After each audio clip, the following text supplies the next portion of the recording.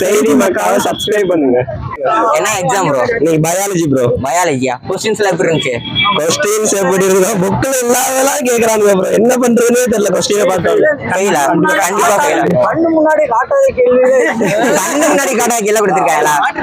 ஏன்னா out of syllabus வந்துருந்துச்சு. எல்லாமே அவுட் ஆஃப் சிலபஸ் தான் ப்ரோ. எல்லாமே அவுட் ஆஃப் சிலபஸ். கொஸ்டின் பார்க்கறோட எப்படி ஃபீல் பண்ணீங்க? கொஸ்டின் எப்ப தூங்கலாம் கரெக்டா? எப்ப கரெக்டா தூங்கலாம்? நீங்க எப்படி ஃபீல் பண்ணீங்க? துணிவு படம் தான் எழுதுனதுல. துணி பறந்தது நீங்க. துணிவு படம். ஓகே ப்ரோ, எவ்வளவு மார்க் வாங்குவீங்க? டீச்சர் போடுற மார்க் வந்துரும் ப்ரோ. கண்டிப்பா டீச்சர் போடுற மார்க் வந்துரும். உங்களுக்கு ஒரு 5-4 மார்க். 5-4 மார்க் வருமா? சரி, இது வரைக்கும் நடந்ததுலயே எத்தனை எக்ஸாம்ல பாஸ் ஆவீங்க, எத்தனை எக்ஸாம்ல ஃபெயில்? எல்லாமே டவுட் தான். எல்லாமே டவுட்னா சொல்ல கூடாது. ஜூன் மாசம் வரும், அப்ப வாங்க. ஓகே. திருப்பி எடுக்கலாம். என்ன எக்ஸாம் ப்ரோ? பயாலஜி. பயாலஜியா? கொஸ்டின்ஸ்ல எப்படி இருந்துச்சு? மாடரேட்டா இருந்துச்சா? ஏதாவது அவுட் ஆஃப் சிலபஸ் ஏதாவது கேட்டிருந்தாங்களா? இல்லையா, எல்லாமே ரிப்பீட்டடா கேட்டிருந்தாங்களா? எப்படி கேட்டிருந்தாங்க?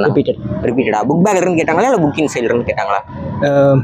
ஜுவாலஜி 3 மார்க் மட்டும் புக்கின்லேருந்து. ஓ, அது மட்டும் புக்கிங்ல வந்துச்சா? ஓகே, எவ்வளவு மார்க் வாங்குவீங்க? 80+. 80+. கொஸ்டின் பார்த்தீங்கன்னா மனநிலை எப்படி இருந்துச்சு?